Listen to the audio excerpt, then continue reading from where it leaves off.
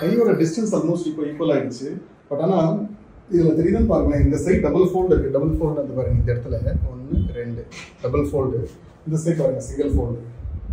Pant ஒரே லெவலில் தான் வச்சுருக்கோம். பார்த்தீங்கன்னா தெரியும், இந்த side double fold single fold. கை விட்டுங்க, உடம்பு கை டிஸ்டன்ஸ் பாருங்களேன். இந்த கை உடம்பு ஒட்டி இருக்குது, இந்த கை பாருங்க கேப் நிறைய இருக்குது. இந்த கை பாருங்க உடம்பு ஒட்டி இருக்குது, ஷோல்டர் இருக்குது. நல்லா பார்த்தீங்கன்னா இந்த சைடில் பாருங்கள், இந்த ஃபோல்டு ஆகுது. இந்த சைடில் ஒரு ஃபோல்டு இருக்குது, இங்கே பாருங்கள் ஃபோல்டு இல்லை. புரியுதுங்களா? இந்த சைடு ஒரு ஃபோல்டு. இதுதான் இந்த பாஸ்டரல் டீவியேஷன். இப்பவும் பாருங்கள் ரைட் சைட் டோ பாருங்கள். இப்போ கேஷுவல் நிற்கிறாரு, ஆனால் ரைட் சைட் டோ பாருங்களேன் கொஞ்சம் வெளியில் போயிருக்கு. அது வந்து இப்படி இருக்கிறப்ப கொஞ்சம் வெளியே போயிருக்கு இந்த சைடு. இதுதான் டீவியேஷன், பாஸ்டரல் டீவியேஷன். ஆம்பிளிகஸ் பாருங்கள் ஒரு சைடு ஷிஃப்ட் இருக்குது. நிறைய ஆம்பிளிகஸ் தொப்புள் பாருங்கள் ஒரு சைடு ஷிஃப்ட். இந்த கீழே பார்த்தீங்கன்னா தெரியும், இந்த இடத்துல சின்ன ஃபோல்டு மாதிரி இருந்தீங்கன்னா இங்கே பாருங்க. இதுதான் டிஃப்ரென்ஸ். இது கொஞ்சம் வால்யூமே பாருங்க, இது மார்ச்சிங் பண்ணுங்க. ஸ்டாப். கேஷுவலாக பண்ணும்போது பாருங்க, செகண்ட் வரலாம் அசிஸ்டன்ட்ல நார்மலாக மார்ச்சிங் பண்ணுங்க. நீங்கள் கண்டுக்காதீங்க, இது விட்டுருங்க. அப்படியே பார்த்தீங்கன்னா இது ஆக்சுவலி ரெடி ஆகிட்டு இப்போ ட்ரீட்மெண்ட் 10 days ஆயிடுச்சு. ஃபர்ஸ்ட் அந்த டோ ஓட்டு போகும். நீங்கள் எப்படி இந்த பைஃபார்ம்ஸ் இந்த இடத்துல இருந்து பிடிக்குதான்னு செக் பண்ணுறதுக்கு அதுதான் நம்ம ஃபர்ஸ்ட் பார்த்தோம். அந்த கால் பார்த்தீங்கன்னா ரைட் சைட் கால் லெஃப்ட் சைட் சும்மா கேஷுவலாக மார்ச்சிங் பண்ணும்போது இந்த கால் ஈக்குவலாக இருக்குது. இல்லைன்னா 2 டோ ஓட்டுனா இந்த பாதம் நேராக இருக்கிறதுலேருந்து வெளியே வருது. இது நார்மலாக 7 டிகிரி போகலாம்.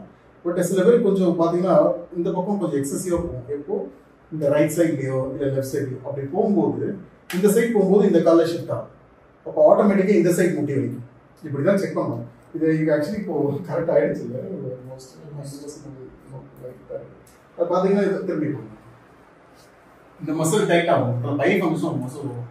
S2 S3 S4 டிம்பிள்லேருந்து இப்படி போகும் டொக்கான் இருக்கு.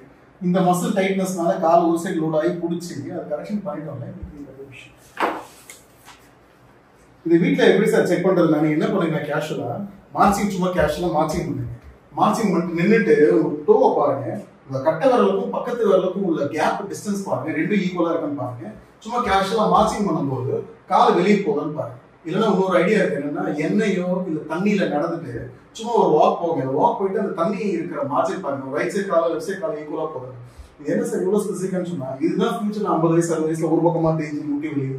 ஏன் சார் எனக்கு வலது கால் வலிக்குது, இடது கால் வலிக்கல அப்படின்னு சொல்ற அந்த அந்த டிஃபார்மேஷன், பிசிக்கல் டிஃபார்மேஷன் சொல்றது, அந்த பிசிக்கல் இம்பேர்மெண்ட் டிஃபார்மேஷன் போறதுலாம் இது ஆல்மோஸ்ட் முடிஞ்சது. இப்போ 90% பரவாயில்ல, 90%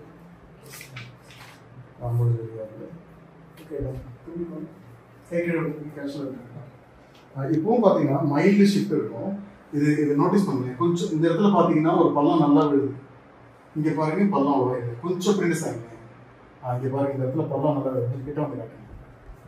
இங்க பாருங்க இந்த இடத்துல நல்ல ஃபோல்டு விழுது இல்லை, இங்க பாருங்க கிளியரா இருக்கு. இந்த சைடு பள்ளம் அவ்வளோ வைக்கல. இன்னும் பின்னாடி போறேன். இப்போ பாருங்க இந்த இடம் ஃபோல்டே விழுதா, இந்த சைட் பாருங்களேன் அவ்வளோ இன்னும் ஃபோல்டே விழுது. எப்படி அந்த ஃபோல்டு எப்படி இருக்கு, இன்னும் இந்த அளவுக்கு வந்துருச்சு அந்த இடம். இங்கே பாருங்க இந்த பக்கம் ஃபுல்லு. ஸோ இது ஃபுல்லோட ஃபுல்லாக இந்த ரைட் சைடு இருக்கும். இது செக் பண்ணது ரொம்ப சரியாயிட்டாங்க, வந்து கொஞ்சம் தான் இருக்கு.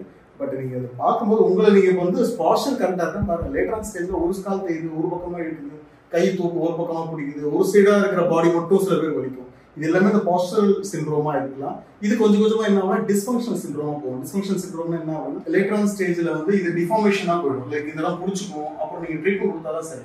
பாஸ்டர் போது நேராக வச்சாலும் சரியாயிடும், டிஸ்ஃபங்க்ஷன் போது ட்ரீட்மெண்ட் கொடுத்தாலும் சரியாகும். டீஅரேஞ்ச்மெண்ட் போது அது கரெக்ஷனே பொசிஷனே மாறிடும். அப்போ நீங்கள் அது என்ன பண்ணாலும் அவ்வளோ சீக்கிரம் பழைய நிலைமை வர முடியாது. ட்ரீட்மெண்ட் மஸ்ட் தேவைப்படும். ஸோ அப்படி பார்த்தீங்கன்னா இது கரெக்ஷன். இது ஜஸ்ட் வீட்டில் சும்மா செக் பண்ணி பாருங்க. இந்த ஃபோல்டு பாருங்க, கட்டவரில் பக்கத்தில் எல்லாம் செக் பண்ணி பாருங்க. Thank you sir.